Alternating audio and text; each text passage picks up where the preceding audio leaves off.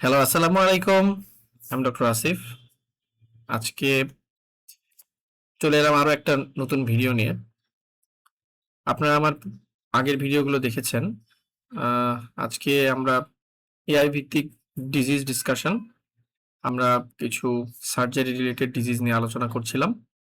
এরই ধারাবাহিকতায় আজকে আমি একটা খুবই কমন একটা সমস্যা, যেটা সার্জারিতে খুব বেশি আমরা পাই, যেহেতু আমি একজন জেনারেল সার্জন, তো আমি এটা ফেস করি ডে টু ডে প্র্যাকটিসে। আপনারাও শুনে থাকেন বা আপনারা জানেন যে এই সংক্রান্ত সমস্যা এখন মানুষের মধ্যে অনেক বেশি। যেমন আজকে আমি আলোচনা করব হার্নিয়া নিয়ে, বা আমাদের শরীরের, বিশেষ করে পেটের কুচকির কাছে এবং পেটের সামনে, এটা নাভির আশেপাশে ফুলে ওঠা। এইটি আপনাদের অনেক, যারা ফিমেল আছেন, যারা মহিলা, তাদের এই নাভির আশেপাশে অনেক সময় ফুলে ওঠে। তারপর ঠিক নাভির নিচে, নাভির ওপরে, ইভেন নাভি বরাবর অ্যাবনর্মালি ফুলে ওঠে।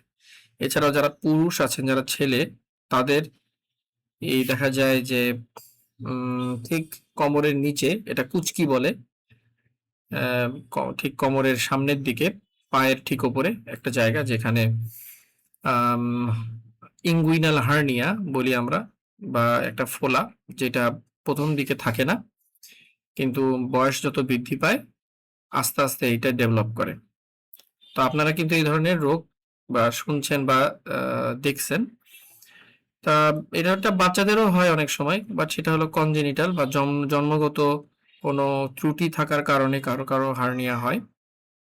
কিন্তু মোস্টলি হার্নিয়াটা হলো পরবর্তীতে তৈরি হয়। তো আমরা যদি হার্নিয়া জিনিসটা কি, এটা যদি একটু জানতে চাই, আপনারা চলুন আমরা চলে যাই এআইতে। আপনারা দেখেন যে এখানে একটা ছবি দেখা যাচ্ছে, আমি একটু আগে বললাম। আমরা যদি এই ছবির দিকে তাকাই, এখানে দেখতে পাচ্ছেন যে এই যে আম্বিলিকাস বা নাভি এখানে আশেপাশে ফুলে যাওয়া। সাধারণত ছেলেদের এখানে ফুলে যাওয়ার পেছনে একটা কারণ হলো, ছোট ছোট কালে আম্বিলিকাস বা নাভির যে গঠন, এটা সিকাট্রিক্স বলি আমরা, আম্বিলিকাল সিকাট্রিক্স বা নাভির যে গঠন, এই গঠনটা ঠিক মতো না হওয়ার কারণে পরবর্তীতে যখন ওই বাচ্চাটা বড় হয়, আমরা দেখতে পাই যে সেখানে আস্তে আস্তে একটা ফুলে যাচ্ছে জায়গাটা। এটা ছোটবেলা থেকেই তার ছিল, কিন্তু বড় হয়ে এটা প্রমিনেন্ট হয়ে যায়। এবং এখানে আলটিমেটলি পেটের ভিতরে যে নাড়ি বা হলো চর্বি, বা এটা হলো, যদি আমরা বলি গাট বা ইন্টেস্টাইন বলি, বা খাবারের যে নালী, এই জিনিসটা এর ভিতরে ঢুকে যেতে পারে, এবং যার কারণে প্রচন্ড ব্যথা হওয়া এবং পরবর্তীতে যে সমস্যা, সেগুলো নিয়ে আলোচনা করব। এই ধরনের সমস্যা এখানে হয়। সবচেয়ে বড় সমস্যা হলো ব্যথা হওয়া, এবং আম এটা যদি অনেক বেশি পরিমাণে হয়, তাহলে নাড়ি প্যাচ লাগা বা বন্ধ হয়ে যাওয়া, খাবার না পাস করা, এই ধরনের সমস্যা হতে পারে। এছাড়াও ছেলেদের আরো একটা বিষয় দেখতে পাচ্ছেন, যে এটা গেল কুচকি, এই জায়গাটা। এখানে দেখা যাচ্ছে যে পা ঠিক কোমর, তো এইটা এর হলো পা। এই পায়ের শুরু এবং এই যেখানে জননাঙ্গ বা হলো প্রাইভেট পার্ট, এটার মাঝামাঝি একটা জায়গা আছে, এই জায়গায় এক ধরনের ফুলে ওঠে। ঠিক আছে, এগুলোকে বলা হয় হার্নিয়া, ইনগুইনাল রিজন, বা এটাকে আমরা বলি এটা কুচকি বলি বাংলা ভাষায়। এই জায়গায় টিউমার হয় বা টিউমারাস সাবস্টেন্স বলে মনে হয়। তাহলে এটা আসলে হার্নিয়া আসলে কি? হার্নিয়াটা আসলে একটা অ্যাবনর্মাল ওপেনিং, বা পেটের ভিতরে একটা ছিদ্র। আমাদের পেটটা হলো একটা বেলুনের মতো, এটার কোনো আলাদা ওপেনিং নেই। এটা একটা ক্লোজড ক্যাভিটি, মানে it has no any opening. But এটা হলো উইকনেস ডেভেলপ করে। এখন আমরা যে মানুষটা, যদি আমরা এর কারণ, এই হার্নিয়াটার কারণ যদি আমরা খুঁজে পাওয়ার চেষ্টা করি, তাহলে দেখা যায় যে কিছু মানুষের হার্নিয়া আছে আর কিছু মানুষের হার্নিয়া নেই। তাহলে এখন প্রশ্নটা হলো, তাহলে নাই কেন, বা তার আছে কেন? বিষয়টা যদি এভাবে আমরা চিন্তা করি, তাহলে এটা টোটালি হলো বাচ্চাদের ক্ষেত্রে ডেভেলপমেন্টাল ফেলিয়ার। বা একটা বাচ্চা যখন বড় হয়, ওর শরীরের যে কোলাজেন বা টিস্যুর যে প্যাটার্ন, এই প্যাটার্নটা ঠিক মতো ম্যাচিওর হয় না। দ্যাটস ওয়াই তার ওইখানে পরবর্তীতে হার্নিয়া হয়, বা একটা অ্যাবনর্মাল ডিফেক্ট বা একটা উইকনেস বা একটা দুর্বল জায়গা তৈরি হওয়া। দ্বিতীয়ত, আর বড় যারা সিনিয়র, তাদের প্রথম দিকে ছিল না, পরবর্তীতে ডেভেলপ করছে। That means it has some factors. তার মানে আমরা হিসাব করে দেখেছি যে তাদের কিছু স্বতঃসিদ্ধ কারণ রয়েছে। যেমন আমরা যদি টেক্সট বুক বা হলো বই পুস্তক থেকে পড়ে যেটা আমরা জানতে পারছি যে বড় রিসার্চ বা একটা লং টার্ম রিসার্চের মাধ্যমে যদি আমরা সেটা খুঁজে পাওয়ার চেষ্টা করি, তাহলে সেখানে দেখা গেল যে মানুষজন অনেক বেশি স্মোক করে, দেখা গেল ইয়াং অবস্থা থেকে তারা smoking A affected. That's why এই স্মোকিং করার কারণে তাদের কোলাজেন ফরমেশনটা ঠিক মতো হয় নাই এবং সেটা বাধাগ্রস্ত হয়। তারপর দ্বিতীয়ত, যে সকল ছেলেরা বা মেয়েরা তাদের ইয়াং অবস্থায় তারা ভালো মতো খেলাধুলা করেনি বা শারীরিক পরিশ্রম করা বা মাঠে খেলা বা স্কুলে যে দৌড়াদৌড়ি না করা বা ফিজিক্যাল যারা মুভমেন্ট এটা যাদের কম হয়, তারা পরবর্তীতে মুটিয়ে যায় বা ওবেসিটিতে আক্রান্ত হয়, সেটা মেয়ে ছেলে উভয়। এবং তাদের শরীরের যে কোলাজেন ফরমেশনটা সেটা যে মানুষটি হাঁটাহাঁটি করেছে বা যে মানুষটি আগে সাইকেল চালিয়েছে, ফুটবল খেলেছে বা হাডুডু বৌসি এগুলো খেলেছে, যে সকল ছেলে মেয়েরা, তাদের শরীরের গঠনের চাইতে একটু আলাদা হয়, যার কারণে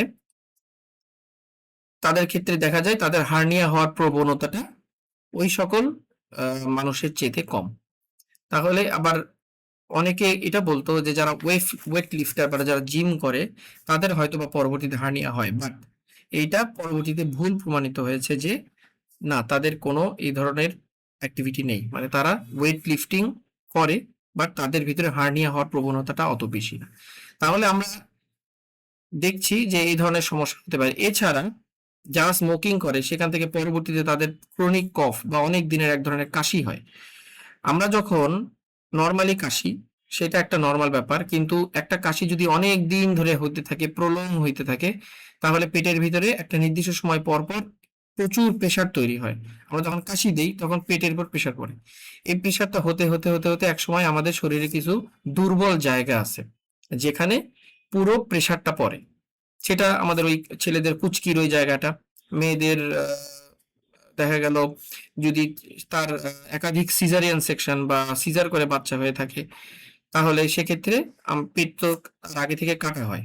সো এই কাটা জায়গাটা তো সাধারণত কাটার পরে দুর্বল হয়ে যায়। আমরা যতই এটাকে স্ট্রেংথেনিং করি বা যতই শক্তিশালী করার চেষ্টা করি, ভালো করে সেলাই করি, যতই করি, ওই জায়গাটা একটা নর্মাল ইনট্যাক্ট ওয়ালের মতো কখনোই হবে না। সো ওই জায়গাটা অবশ্যই একটা দুর্বল জায়গা। তো তাদের যদি অনেক আগে থেকে কাশি হয় বা নিউমোনিয়া হয়ে থাকে, তাহলে তারা পরবর্তীতে কাশির কারণে ওই জায়গায় একটা সময় ফোলা তৈরি হয়, মানে ওই জায়গাটা দুর্বল হয়ে যায়। ঠিক এটা ছেলেদের ক্ষেত্রে ওই কুচকির ওই জায়গাটা, এই জায়গাটা কিন্তু ঠিকই তার দুর্বল হয়ে যায়। সো এখানে দেখতে পাচ্ছেন এই ছবিতে একটা ভালো জিনিস দেখা যাচ্ছে যে হার্নিয়া হইলে আসলে কি ঘটনা ঘটে। পেটের ভিতরে যে নাড়ি ভুঁড়ি, তার একটা অংশ দেখেন এই কুচকির মধ্যে ঢুকে গেছে। এটা আমরা দেখতে পাচ্ছি যে ঢুকে গেছে। ঢুকে যাওয়া মানেই হলো এটা তো পেটের মধ্যে থাকার কথা ছিল, কিন্তু তা না থেকে এটা ওই একটা ছোট্ট ক্যানেলের মধ্যে ঢুকে গিয়েছে। তো এটাই হলো অ্যাবনর্মালিটি। তার মানে এই জায়গাটা উইক। আমাদের কাজ হবে এই উইক পার্টটাকে স্ট্রেংথ বাড়ানো বা শক্তিশালী করা, যাতে করে পেটের এই চর্বি, নাড়ি ভুঁড়ি এগুলো যেন এর ভেতরে ঢুকতে না পারে। আমি মনে হয় আপনাদেরকে বোঝানোর চেষ্টা করতেছি। বিষয়টা মেডিকেলিও টার্ম, বাট তাও আমি বাংলা ভাষায় বোঝানোর চেষ্টা করতেছি যাতে করে আপনারা একটু সচেতন হন বা বুঝতে পারেন যে আসলে হার্নিয়ার চিকিৎসা দরকার আছে। হার্নিয়া কিন্তু অপারেশন ছাড়া ভালো হয় না। এটা হলো প্রথম কথা। It is an absolute surgical disease, এবং এটা হওয়া মানে এটা অবশ্যই সার্জারি করে কারেক্ট করতে হবে। অন দ্য আদার হ্যান্ড এখান থেকে বড় বড় সমস্যা হইতে পারে, সেটাই আমি আসতেছি একটু পরে। তাহলে আবার এখানে দেখতে পাচ্ছেন আরো একটা জিনিস দেখাই, আর কি কি কারণে হইতে পারে যদি আমরা বলি। তারপরে যাদের অনেক দিন ধরে কষা পায়খানা হয়, এটা কিন্তু একটা বলে যে কোষ্ঠকাঠিন্য বা কষা পায়খানা বাংলা ভাষায়। কিছু বয়স্ক মানুষ যারা তাদের বয়স মোস্টলি 60 আপ, 60, 65 বা এরকম, ইভেন কারো কারো 55 বছর বা তার বেশি, তাদের চামড়াটা ঝুলে যায় বা তাদের কোলাজেনটা উইক হয়ে যায় আগের মতো। বা তারা দেখা গেল অনেক ধরনের দৈহিক অ্যাক্টিভিটি করতেন কিন্তু এখন আর করেন না।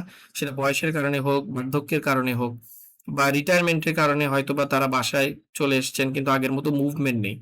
কিন্তু পরবর্তীতে তাদের কনস্টিপেশন বা কোষ্ঠকাঠিন্য দেখা দিল।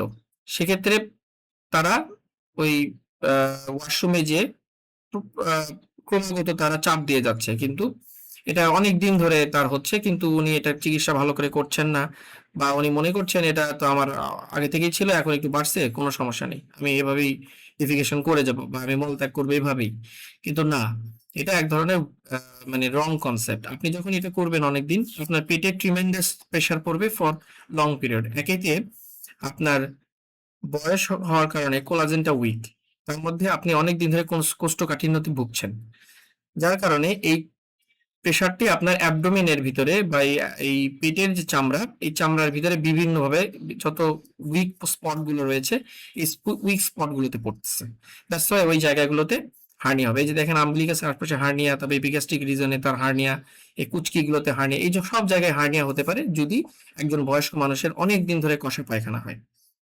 আবার আরেকটা আছে ছেলেদের ক্ষেত্রে আরেকটা কারণ সেটা হলো প্রোস্টেট বা প্রোস্টেটিক রিজনে প্রোস্টেটের নাম শুনছেন আপনারা সবাই যে পুরুষাঙ্গের সাথে একটা গ্ল্যান্ড থাকে যে গ্ল্যান্ডটা বয়সের সাথে সাথে বড় হয় এবং কারো কারো এটা এত বেশি বড় হয় যে তার ইউরিনেশন বা প্রস্রাব আটকায় যেতে পারে যে সে আটকায় গেলে সে অনেক চাপ দিয়ে পেশাব করে ঠিক আছে চাপ দিয়ে সে ইউরিনেশন করছে তার মানে কি সে অ্যাবডোমেনের প্রেশার দিচ্ছে ওই to complete the urination complete করার জন্য কিন্তু এটার কিন্তু চিকিৎসা আছে আপনাকে কিন্তু এটারও ম্যানেজ করতে হবে বয়স হয়ে গিয়েছে ঠিক আছে আপনার প্রোস্টেটিক ইনলার্জমেন্ট হয়েছে প্রোস্টেটটা বড় হয়েছে আপনার ইউরিনারি সমস্যা হচ্ছে আপনাকে ইউরোলজিস্টের সাথে দেখা করতে হবে ইভেন বাজারে কিছু ঔষধ পাওয়া যায় আপনি অবশ্যই ইউরোলজিস্টের কাছে গেলেই ওনারা আপনাকে সিমটম রিলিভের কিছু মেডিকেশন দিবেন এবং সেগুলো আমরাও দিই আমরাও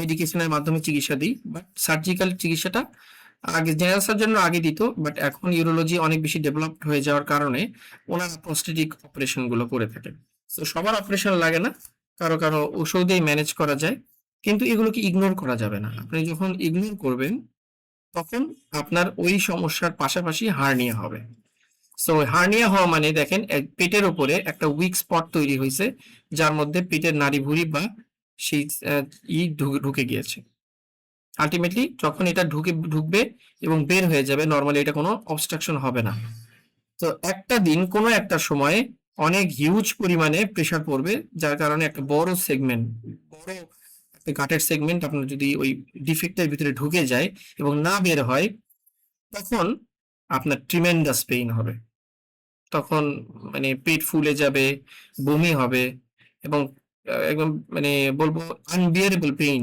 উইথ আনবিয়ারেবল সিমটমস আপনার হবে তাই দেরি করার কিছু নেই এটা নিয়ে অবশ্যই চিকিৎসা করতে হবে তাহলে হার্নিয়াটা আসলে অনেক জায়গায় হয় তাহলে আমি বলেছি কারণের মধ্যে যে পেটে যদি কোনো কাটা জায়গা থাকে সেটা হোক হিস্টেরেক্টমি হোক বা কোনো সিজারিয়ান সেকশন ইভেন আপনার কোনো সময় হয়তো বা পেটে কোনো অপারেশন হয়েছিল এমন হয়েছে যে অপারেশনটা হয়েছে সেই অপারেশন হওয়ার দেখা গেল 5 থেকে 10 বছর পরে আপনার হার্নিয়া ডেভেলপ করছে এটা হতে পারে এটা আমি বলবো না কোনো সার্জনের দোষ বা সার্জনের কোনো ডিফেক্ট বাট এটা patience factor sometimes it is not always surgeons factor হ্যাঁ সার্জনের ফ্যাক্টর আছে সার্জন যদি স্কিলড না হয় সার্জন যদি ঠিকমতো রিপেয়ার প্রসেসটা না করতে পারে সেক্ষেত্রে একটা কারণ হতে পারে 2 নম্বর হলো পেশেন্স ফ্যাক্টর মানে পেশেন্টের আগে থেকে কোলাজেনটা দুর্বল ছিল সে স্মোকার ছিল সে ফিজিক্যাল অ্যাক্টিভিটি বেশি করে নাই সে হয়তো ওবেস ছিল এগুলো অনেক কারণেই কিন্তু তার হইতে পারে তো আমি কি বুঝাতে পেরেছি আমার মনে হয় এগুলো কারণেই কিন্তু তার হার্নিয়াটা হয় এটাকে বলা হয় ইনসিশনাল হার্নিয়া কোনো অপারেশনের জায়গায় যদি হার্নিয়া ডেভেলপ করে তাহলে এটাকে বলা হয় ইনসিশনাল হার্নিয়া তার মানে তখনও আপনাকে যেতে হবে যে হ্যাঁ ডাক্তার সাহেব আমার অনেকদিন আগে আমি এই অপারেশনটা করেছিলাম তারপরে ভালোই ছিলাম কিন্তু হঠাৎ করে দেখা গেল আমি আমার মাঝে মাঝে কাশি হয় মাঝে মাঝে আমার কনস্টিপেশন হয় বা এগুলো কারণে আমি দেখছি এখানে একটা ফোলা তৈরি হচ্ছে প্রথম দিকে আমি কোনো কিছু মনে করিনি কিন্তু যখন দেখি ডিফেক্টটা বড় হয়ে গেল তখন আমি যখন দাঁড়াই বা যখন আমি হাঁটাহাঁটি করি বা একটু ফিজিক্যাল অ্যাক্টিভিটি করি বা আমি কোনো ভার উত্তোলন করি, তখন দেখা যায় যে আমার এই ফোলাটা বেড়ে গেছে এবং এখানে ভেতরে মনে হয় কি যেন একটা নড়াচড়া করছে বা আমি শব্দ পাচ্ছি এখানে। এরকম ইভেন কখনো কখনো ব্যথাও হয়। রোগীরা সাধারণত এই ধরনের কমপ্লেন করে থাকে। তার মানে এগুলো নিয়ে বসে থাকা যাবে না। আপনাকে অবশ্যই একজন জেনারেল সার্জন বা একজন আম সার্জিক্যাল অনকোলজিস্ট বা যে কেউ মানে মোস্টলি জেনারেল সার্জনরাই আসলে হার্নিয়া ডিল করে। এবং দেখেন তাহলে আমরা আম্বিলিকাল হার্নিয়া যেটা বলি, এটা ফিমেলদের খুব কমন। আমরা সাধারণত কনজেনিটাল না হলে ম্যাক্সিমাম ফিমেলরাই এটা হয়, কেননা কারণ তারা অনেক বেশি বেবি ক্যারি করে। সো কারো দেখা গেল একটা বা দুইটা। আচ্ছা, দুঃখিত, একটু আজানের কারণে হয়তোবা আমার একটু পজ করা লেগেছিল। ওকে, তো লেটস কন্টিনিউ। সো আমরা বলছি যে ইঙ্গুইনাল হার্নিয়া আমরা যদি আপনাকে দেখাই যে আপনারা যদি এইটাকে দেরি করেন বা হার্নিয়াটা যদি আপনারা আমলে না নেন, তাহলে কি কি সমস্যা হতে পারে। এই যে দেখেন এই লোকটা একটা বয়স্ক মানুষ, ওনার অলরেডি চামড়া ঝুলে গিয়েছে, মানে উনি অলরেডি তার হলো হার্নিয়াটা ডেভেলপ করেছে। দেখা যাচ্ছে এখানে একটা ফোলা, খেয়াল করেন, এই যে এখানে দেখা যাচ্ছে, দেখেন ওনার কুচকির কাছে একটা ফুলে গিয়েছে। এটা কিন্তু ওই লোকই যার একটু আগে ছবি দেখালাম, এই মানুষ, ওনারই হলো এইটা পরবর্তীতে ডেভেলপ করছে। তাহলে উনি অনেকদিন ধরেই হার্নিয়া হচ্ছিল, কিন্তু উনি ডাক্তারের কাছে যান নাই। যখন দেখা গেল এখন ব্যথা করছে, হাঁটাহাঁটি করার সময় এটা বেশি ফুলে যাচ্ছে এবং এটা এটা আস্তে আস্তে অন্ডকোষের দিকেও চলে যেতে পারে, ফলে সেটা হয়ে যায় আরো অনেক বড়। সেটা আমি আপনাকে দেখাই। দেখেন এই রুগীটা, দেখেন এই রুগীটার হার্নিয়াটা অনেক বেশি পুরাতন, অনেক দিন ধরেই ওনার হার্নিয়া হয়েছিল, কিন্তু এটা আলটিমেটলি অন্ডকোষের ভিতরে চলে এসেছে। সো এটা একটা কমপ্লিট হার্নিয়া এবং এই পেশেন্টের অপারেশন করা ইজ সো টাফ। আমরা যখন এই রুগীটার অপারেশন করতে যাব তখন অনেক বড় করে কাটতে হবে এই রুগীটার, এবং এই ডিফেক্টটা ক্লোজ করাটাও একটা টাফ ইস্যু। পেশেন্টের রিকভারিটা অনেক ডিলে হবে। বয়স একটা বড় ফ্যাক্টর। দেখা গেল তার অলরেডি তার ডায়াবেটিস আছে। ডায়াবেটিস কিন্তু আরেকটা কারণ যে তার কোলাজেনটা উইক হয়ে যাওয়া। তারপরে আরো যদি আমরা আপনার কিছু দেখাই, আরো কিছু যদি আপনাদেরকে দেখাই, এইটা দেখেন, এটা আরো খারাপ অবস্থা। ওনার বাইল্যাটারাল হার্নিয়া, দুই পাশেই তার হার্নিয়া হয়েছিল এবং এটা এত বড় হয়ে গিয়েছে। তার মানে আলটিমেটলি এই লোকটা আর কোনো কাজকর্ম করতে পারবে না। এইটা আলটিমেটলি একটা তার ব্যাধি বা তার একটা বার্ডেন হিসেবে তৈরি হয়েছে। সো আমরা কখনোই এত দূর পর্যন্ত যাব না এবং তাড়াতাড়ি অপারেশন করে ফেলবো। আর আমরা এবার যদি দেখি পেটের হার্নিয়া গুলো, এই যে দেখেন আপনাদের ছেলেদের এই ধরনের হার্নিয়া হয়, দেখেন আম্বিলিকাস, এখানে এটা আম্বিলিকাস তার আশেপাশে ফুলে উঠেছে, এটা হলো এক ধরনের হার্নিয়া। তারপরে আমরা যদি এখানে দেখাই যে এই যে নাভিটা পুরোটাই হার্নিয়া হয়ে গিয়েছে এবং এই নাভিটা আস্তে আস্তে নেক্রোসিস বা পচনই ধরছে এখানে। তার মানে এখানে এত বেশি প্রেসার এই জায়গায় পড়তেছে ইন দ্য মিন টাইম প্রত্যেক দিনই, তো আলটিমেটলি এখানে হার্নিয়া ডেভেলপ করেছে। আর বাচ্চাদের এই যে এরকম হার্নিয়া হয় ছোট, যেটা আমরা প্রথমেই রিপেয়ার করি না, আমাদের কিছু দিনের জন্য আমরা অপেক্ষা করি। ইন দ্য মিন টাইম এটা কারো কারো একা একাই ভালো হয়ে যায়, কারণ ডেভেলপমেন্টাল প্রসেসটা তখনও কিন্তু চলমান রয়েছে। দ্যাটস ওয়াই আমরা ওয়েট করি। আর যদি দেখি না একদম হচ্ছে না, তখন সুন্দর করে ছোট করে কেটে আমরা অপারেশন করে দিই। বাট অপারেশন মাস্ট, অপারেশন তার অবশ্যই দরকার। এখানে আরো কিছু পদ্ধতি দেখাচ্ছে, এগুলো হার্নিয়া, ঠিক আছে। আপনি দেখেন এই যে আমি রিসেন্টলি একটা অপারেশন করেছি। এই অপারেশন একটা ফিমেল পেশেন্টের, তার এরকম একটা বড় হার্নিয়া ছিল। উনি প্রায় বিগত 5 থেকে 7 বছর ধরে এই হার্নিয়াটাকে মানে উনি কারো চিকিৎসা নেন নাই। যখন এখন ব্যথা হচ্ছে তখন উনি আমার কাছে এসেছিলেন। যাই হোক, এটা হলো প্রসেস। এখানে আরো অসংখ্য হার্নিয়া রয়েছে, এরকম প্রচুর কমপ্লেন আপনারা দেখবেন আপনাদের আশেপাশে আছে এবং আপনাদের আত্মীয় স্বজনের মধ্যেও আছে। তো এগুলো নিয়ে বসে থাকার কিছু নেই, কারণ হার্নিয়া যত ছোট তত বেশি বিপজ্জনক। হার্নিয়াটা যত ছোট তত বেশি বিপজ্জনক। যত বেশি বড় সেটা মেকানিক্যালি প্রবলেম, মানে ওইটা নিয়ে হাঁটা চলা করা বা সমাজে টিকে থাকা চলাফেরা করা, এটা হয়তো বা আপনার কাছে সমস্যা, কিন্তু এটা অতটা বিপজ্জনক না যতটা না ছোট হার্নিয়া বিপজ্জনক। ওই জন্য এগুলো কারেকশন করে ফেলতে হবে, এবং এই কারেকশন করার একমাত্র পদ্ধতি হলো অপারেশন। অপারেশন দুইভাবে করা যায়, ল্যাপারোস্কোপির মাধ্যমে করা যায়, ওপেন মেথডে করা যায়। এখন ওপেন ল্যাপারোস্কোপি মেথডটা হলো মোস্ট অ্যাডভান্সড অ্যান্ড এটা অপারেটর ডিপেন্ডেন্ট। এবং এইটা আমি বলবো হার্নিয়া সার্জারি প্রথম ওপেন সার্জারিটাই হলো ভালো। তার পরবর্তীতে কেউ যদি এক্সপার্ট হয়, কারো যদি ল্যাপারোস্কোপিক এক্সপোজার ভালো থাকে এবং তার ভালো ট্রেনিং থাকে, আমার মনে হয় সেও ল্যাপারোস্কোপিক হার্নিয়া অপারেশন করতে পারে। বাট সামটাইমস এটা কস্টলি, কারণ আমরা যে মেশ বা যে জালিটা লাগাবো এটা অনেক কস্টলি এবং মেশিনের খরচটা অনেক বেশি। দ্যাটস ওয়াই যে অপারেশনটা 15-20 হাজার টাকায় করে ফেলা যাবে, 20 থেকে 30 হাজারের মধ্যে করা যাবে, ওই অপারেশন করতে মিনিমাম 50 থেকে 70 হাজার টাকা খরচ পড়বে। এই জন্য কস্ট একটা বড় ইস্যু। এবার যদি আমরা ইনসিশনাল হার্নিয়া আপনাদেরকে দেখাই, যে লোকটার একটা অপারেশন হয়েছিল এখানে, সেই অপারেশন সাইটে তার একটা হার্নিয়া হয়েছে। তারপরে আমি যদি এখানে দেখাই, এই রুগীটার হলো এটা অন্য হার্নিয়া, দেখা এই তো এখানে দেখেন এই রুগীটার কিন্তু একটা হিস্টেক্টমি, একটা ফিমেল পেশেন্ট, তার হয়তো বা লোয়ার মিড লাইনে একটা অপারেশন হয়েছিল, যেটা পরবর্তীতে এখানে একটা হার্নিয়া আমরা দেখতে পাচ্ছি। সো এই ধরনের হার্নিয়া অনেক হতে পারে। এই যে ভেন্ট্রাল কিছু হার্নিয়া, এখানে একটা অপারেশন হয়েছিল, অপারেশন সাইটে দেখা যাচ্ছে যে এখানে একটা ফোলা। এই ধরনের ফোলা নিয়ে বসে থাকার কিছু নেই বা ভয় পাওয়ার কিছু নেই, এগুলো কোনো ক্যান্সার না, এগুলো কোনো শারীরিক একটা সমস্যা। যেমন এই পেশেন্টের দেখা গেল আপার অ্যাবডোমেনে, ঠিক উপরে পেটে কিন্তু একটা লম্বা তার হলো একটা ইনসিশন হয়েছিল, যেটা পরবর্তীতে এখানে হার্নিয়া হয়েছে। সো এগুলো চিকিৎসাই হলো অপারেশন। আমাদের অপারেশন করে এগুলো ভালো করে ফেলা যায়। আপনি যত দেরি করবেন তত আপনার অপারেশনটা জটিল হবে, কাটা বেশি পরিমাণ কাটতে হবে এবং অপারেশন পরবর্তীতে জটিলতা হওয়ার চান্সও অনেক বেশি। তাই আমি বলবো আর দেরি না করে অবশ্যই এটার চিকিৎসা করে ফেলতে হবে। তা এখন পরবর্তীতে আপনাদের প্রশ্ন থাকতে পারে, এর কোনো পরীক্ষা নিরীক্ষা দরকার আছে কিনা। হার্নিয়া এমন একটা রোগ যেটা আমরা দেখেই বুঝে ফেলি, এটার জন্য তেমন কোনো পরীক্ষা নিরীক্ষার দরকার নেই। কিন্তু আমরা পরীক্ষা করি, কেন করি?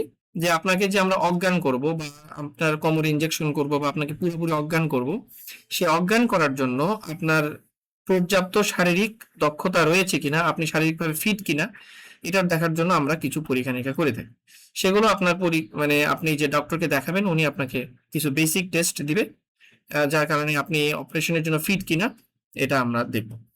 আর অপারেশন পরবর্তীতে কি কি ওয়ার্নিং যদি আমরা বলি, আপনি যদি আপনার হার্নিয়াটা যদি অনেক বড় হয়, সেক্ষেত্রে অপারেশনের পরে ওই জায়গায় আমরা একটা জালি লাগাই বা একটা মেশ লাগাই, যেটা নেটের মতো একটা জিনিস। এটা হলো রিইনফোর্সমেন্ট করবে আপনার ওয়াল যেখানে উইক, সেই উইকটা আমরা প্রাইমারি ক্লোজ করে সেখানে একটা জালি বা নেট দিব। সেই নেট আপনার ওই ওয়ালকে শক্তিশালী করবে। এখন কোনো কোনো মানুষের আছে যাদের ওই জালিটা আমাদের বডিতে স্যুট করে না, বা ওইখানে ইনফেকশন হয়, বা ওইখানে আস্তে আস্তে পানি জমে, বা ওইখানে এক ধরনের ফ্লুইড জমে, যেটা ওইখানে ইনফেকশন বা ওইখানে সেরোমা ফরমেশন বা ওখানে পানি জমে, যেটা পরবর্তীতে ইনফেকশন হয়ে ফোড়া হয়ে যেতে পারে। সো ওই জন্য আমরা প্রিকশন নিয়ে আমরা অ্যান্টিবায়োটিক দেই, আমরা খুবই স্টেরাইল ম্যানার্সে আমরা ওই জালিটা ওখানে বসাই। তারপরে whatever it is, sometimes some patients will have some mesh related issue, তারপরেও তার পেশেন্টের মেশ রিলেটেড ইস্যু হতে পারে। তো এগুলো কাউন্টার করা যায়, এগুলোর চিকিৎসা আছে। তো আমি চাই না যে এরকম কারো হোক, বাট অনেক সময় মেশ ছাড়াও অপারেশন করা যায়, which is the conventional method. আমাদের কিছু অপারেটিভ টেকনিকের মাধ্যমে আমরা কিছু ছোট ডিফেক্ট, যেগুলো খুব 2 সেন্টিমিটার বা 2.5 সেন্টিমিটারের মতো ডিফেক্ট যাদের থাকে, তাদের অনেক সময় মেশ ছাড়াও অপারেশন করা যায়। হ্যাঁ, এখন কোনো রোগীর যদি আগে থেকে ডায়াবেটিস থাকে, কারো কারো উচ্চ রক্তচাপ থাকে, কারো হার্টের অসুখ থাকে, বা কারো কেউ দেখা গেল মোটা বা তার কোলেস্টেরল পরিমাণ অনেক বেশি, তো ব্লাডে চর্বির পরিমাণ বেশি, সেক্ষেত্রে তাদের ক্ষেত্রেও কিন্তু এই যে কোনো ফরেন বডি যদি আমরা দেই, সেখান থেকে কিন্তু অনেক ধরনের সমস্যা হতে পারে। এই জন্য কখন কারো কারো ক্ষেত্রে আমরা মেশ অ্যাভয়েড করি বা মেশ ইউজ করি না। তো মেশ ইউজ না করলেও যে কোনো সমস্যা হবে তা না, বাট মেশ ইউজ করাটা হলো বেটার। এবং এখন অনেক উন্নত মানের মেশ ব্যবহার করা হয়, যেখানে অ্যান্টিবায়োটিক কোট করা থাকে, সেখানে ম্যাটেরিয়ালসও অনেক সময় ডিফারেন্ট। আমরা সফট মেশ ইউজ করি, কারো কারো ক্ষেত্রে একটু হার্ড মেশ ইউজ করি। তাহলে এটা আমরা ডিসাইড করব, পেশেন্টের সাথে যথেষ্ট কথাবার্তা বলা হবে এবং আপনাদের সাথে এগুলো নিয়ে আলোচনা করা হবে। আলোচনা করার পরে আমরা ঠিক করব যে আমরা আপনাকে কোন মেশটা দিব। সেটা আপনাকে মেশ ছাড়া করব না মেশ সহ করবো, ঠিক আছে। তারপরেও দেখা গেল অপারেশন পরবর্তীতে ইনফেকশন হওয়া, যেখানে আমরা কাটা জায়গা ওই কাটা জায়গা থেকে কোষ ঝরা, রস ঝরা, এগুলো হতে পারে। আমরা ব্রেন রাখি অপারেশন পরবর্তীতে, সেখানে আমরা কিছুদিনের জন্য আমরা ড্রেসিং করি, আলটিমেটলি এটা খুবই স্বাভাবিক এবং এটা ঠিক হয়ে যায়। আচ্ছা, কমপ্লিকেশন খুব কম, বাট যদি কমপ্লিকেশন হয় সেইটা complication manageable. So that's it. কেমন লাগলো আজকের ভিডিও? আমার মনে হয় হার্নিয়া সংক্রান্ত বিষয়টা আপনারা একটু হলেও বুঝতে পেরেছেন। টোটালি বোঝানো এক ভিডিওতে সম্ভব না, এবং যেহেতু আপনারা অনেকেই ডাক্তার না, সো এটা পুরোপুরি বোঝানোটা মুশকিল। কিন্তু অপারেশনটা খুবই দরকারি এবং এটাই একমাত্র চিকিৎসা। হার্নিয়া যদি একবার কারো হয় তাহলে অবশ্যই এটা অপারেশন করে সমাধান করে ফেলতে হবে। এটা কোনো অল্টারনেটিভ কোনো ওয়ে নেই। আপনি যত আগে আসবেন তত আপনার অপারেশনটা ভালো হবে, আপনার কাটাটা ছোট হবে এবং হার্নিয়াটা আমাদের ম্যানেজ করতে সুবিধা হবে। আপনি যত দেরি করে আসবেন তত বিষয়টা জটিল হবে এবং হার্নিয়া ছিল সেটা পরবর্তীতে বড় হবে। সো এতটুকুই, আজকে এ পর্যন্তই। ইনশাল্লাহ আপনার যদি কোনো সমস্যা থাকে তাহলে আমার সাথেও যোগাযোগ করতে পারেন এবং একজন জেনারেল সার্জনের সাথেও যোগাযোগ করতে পারেন। আমি ডক্টর আসিফ, পেশায় একজন সার্জন। আমি মিরপুর 1 ম্যাক্স ডিজিটাল ল্যাবে বসি প্রত্যেকদিন 7টা থেকে 9টা পর্যন্ত। যদি আপনাদের এরকম কোনো সমস্যা থেকে থাকে আপনারা আমার সাথে কনসাল্ট করতে পারেন, বা আমার মতো যারা জেনারেল সার্জন আছেন তাদের সাথেও দেখা করতে পারেন। সো এর সাথে শেষ করছি। আসসালামু আলাইকুম।